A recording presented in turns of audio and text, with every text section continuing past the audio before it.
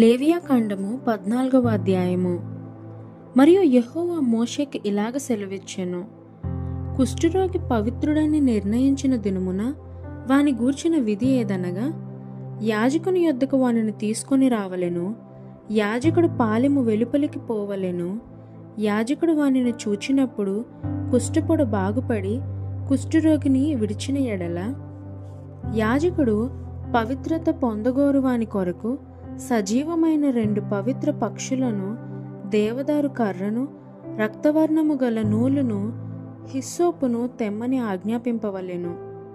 అప్పుడు యాజకుడు పారు నీటిపైని మంటి పాత్రలో ఆ పక్షులలో ఒకదానిని చంపను ఆజ్ఞాపించి, సజీవమైన పక్షిని, ఆ దేవదారు కర్రను, రక్తవర్ణము గల నూలును, హిస్సోపును తీసుకొని పారు నీటిపైని చంపిన పక్షి రక్తములో వాటిని సజీవమైన పక్షిని ముంచి, కుష్టు విషయములో పవిత్రత పొందగోరు వాని మీద 7 మార్లు ప్రోక్షించి, వాడు పవిత్రుడని నిర్ణయించి సజీవమైన పక్షి ఎగిరిపోవునట్లు దానిని వదిలివేయవలెను.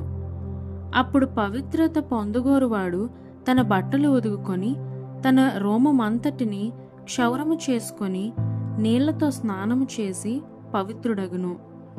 తరువాత వాడు పాలెములోనికి వచ్చి తన గుడారము వెలుపల 7 దినములు నివసింపవలెను.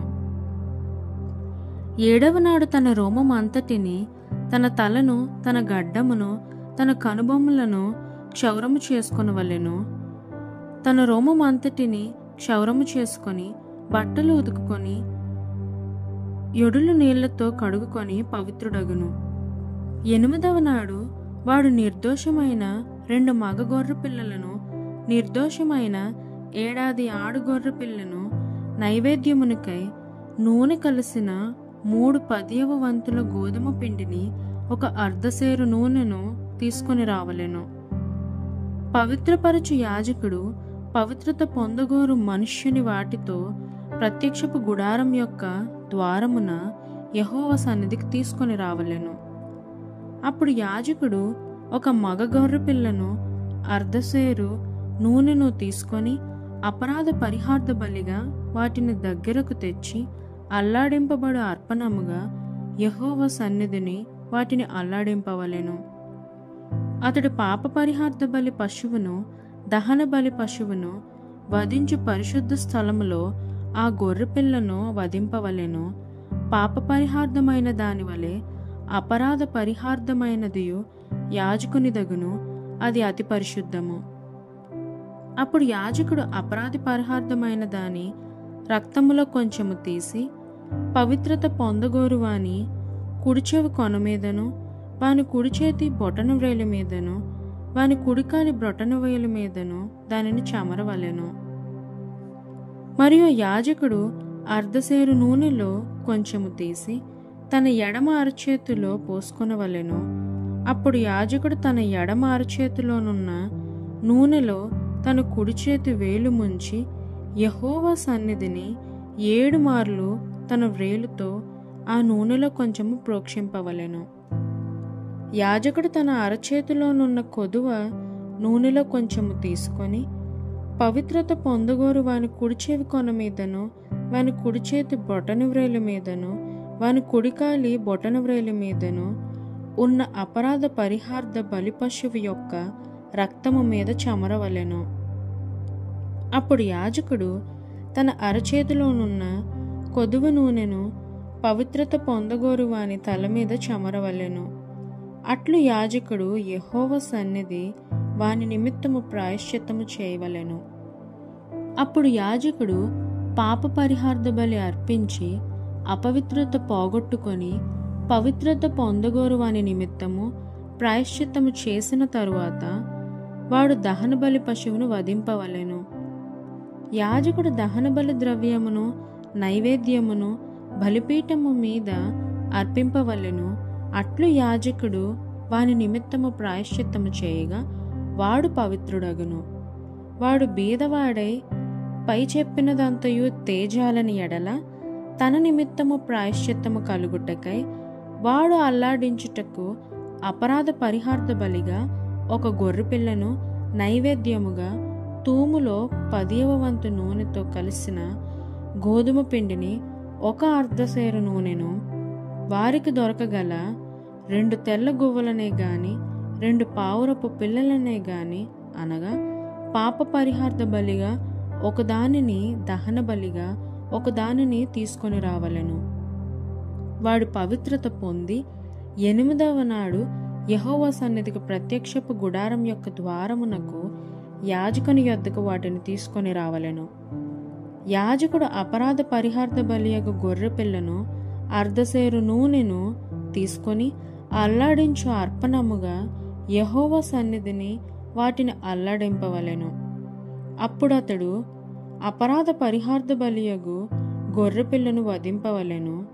యాజకుడు ఆ అపరాధ పరిహార్థ బలి పశువు యొక్క రక్తములో కొంచెము తీసుకొని పవిత్రత పొందగోరు వాని కుడిచెవి కొన మీదను వాని కుడిచేతి బొటన వ్రేలి మీదను వాని కుడికాలి బొటన వ్రేలి మీదను దానిని చెమరవలెను. మరియు యాజకుడు ఆ నూనెలో కొంచెము తన ఎడమ అరచేతిలో పోసుకొని తన ఎడమ చేతిలోనున్న ఆ నూనెలో కొంచెము తన కుడి వ్రేలతో యెహోవా సన్నిధిని 7 మార్లు ప్రోక్షింపవలెను. మరియు యాజకుడు తన అరచేతిలోనున్న నూనెలో కొంచెము పవిత్రత పొందగోరు వాని కుడిచెవి కొన మీదను వాని కుడిచేతి బొటన వ్రేలి మీదను వాని కుడికాలి బ్రొటన వ్రేలి మీదను ఆ అపరాధ పరిహార్థ బలి పశువు యొక్క రక్తమున్న చోటను వేయవలెను. యాజకుని అరచేతిలోనున్న కొదువ నూనెను అతడు పవిత్రత పొందగోరు వానికి యెహోవా సన్నిధిని ప్రాయశ్చిత్తము కలుగజేయుటకు వాని తల మీద పోయవలెను. అప్పుడు వానికి దొరకగల ఆ తెల్ల గువ్వలలోనే గాని పావురపు పిల్లలలోనే గాని ఒకదానిని అర్పింపవలెను. తన నైవేద్యము గాక వాటిలో తనకు దొరకగల పాప పరిహార్థ బలిగా ఒకదానిని దహన బలిగా ఒకదానిని అర్పింపవలెను.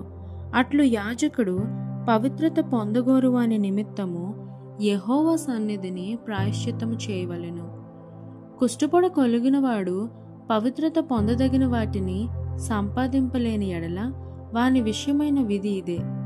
మరియు యెహోవా మోషే అహరోనులకు ఇలాగు సెలవిచ్చెను, నేను స్వాస్థ్యముగా మీకిచ్చుచున్న దేశమునకు మీరు వచ్చిన తరువాత మీ స్వాస్థ్యమైన దేశములోని ఏ ఇంట అయిననో నేను కుష్ఠపొడ కలుగజేసిన ఎడల ఆ ఇంటి యజమానుడు యాజకుని యొద్దకు వచ్చిన నా ఇంటిలో కుష్ఠపొడ వంటిది నాకు కనబడనని అతనికి తెలియచెప్పవలెను.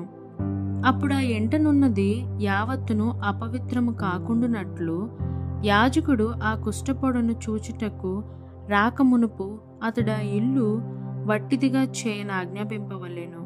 ఆ తరువాత యాజకుడు ఆ ఇల్లు చూచుటకై లోపలికి వెళ్ళవలెను.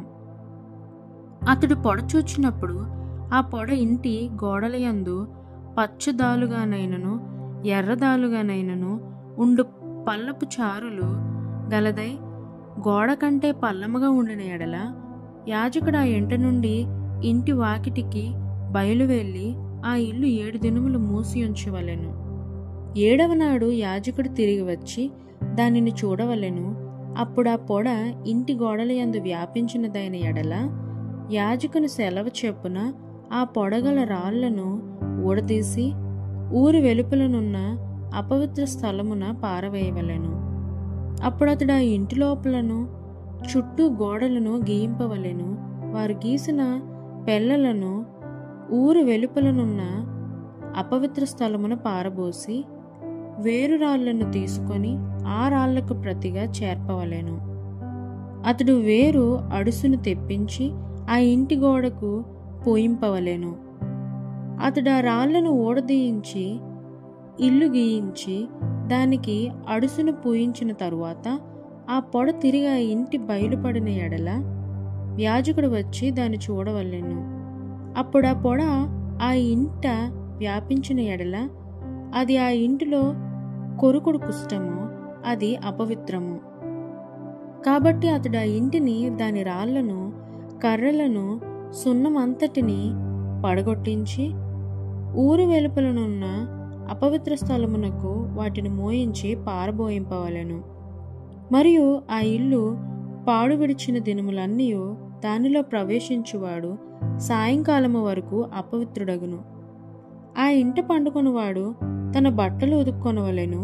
ఆ ఇంట భోజనము చేయువాడు తన బట్టలు ఉతుక్కొనవలెను. యాజకుడు వచ్చి లోపల ప్రవేశించి చూచినప్పుడు ఆ ఇంటికి అడుసు వేసిన తరువాత ఆ పొడ ఇంటిలో వ్యాపింపకపోయిన ఎడల పొడ బాగుపడెను గనుక ఆ ఇల్లు పవిత్రమని యాజకుడు నిర్ణయింపవలెను.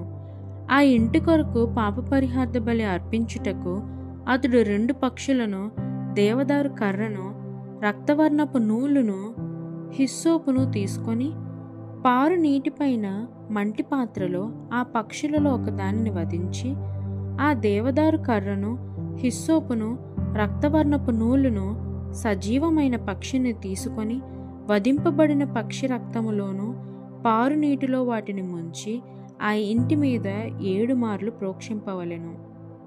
అట్లా పక్షి రక్తముతోనూ ఆ పారు నీటితోనూ సజీవమైన పక్షితోనూ దేవదారు కర్రతోనూ హిస్సోపుతోనూ రక్తవర్ణపు నూలుతోనూ ఆ ఇంటి విషయములో పాప పరిహార్థ బలి అర్పింపవలెను.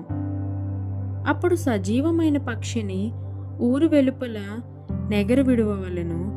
అట్లు అతడు ఆ ఇంటికి ప్రాయశ్చిత్తము చేయగా అది పవిత్రమగును. ప్రతి విధమైన కుష్ఠపొడను గూర్చియు, బొబ్బను గూర్చియు, వస్త్రకుష్ఠమును గూర్చియు, వస్త్రమునకైనను ఇంటికైనను కలుగు కుష్ఠమును గూర్చియు, వాపును గూర్చియు, పక్కును గూర్చియు, నిగనగలాడు మచ్చను గూర్చియు, ఒకడు ఎప్పుడు అపవిత్రుడగునో ఎప్పుడు పవిత్రుడగునో తెలియజేయుటకు ఇది కుష్ఠమును గూర్చిన విధి.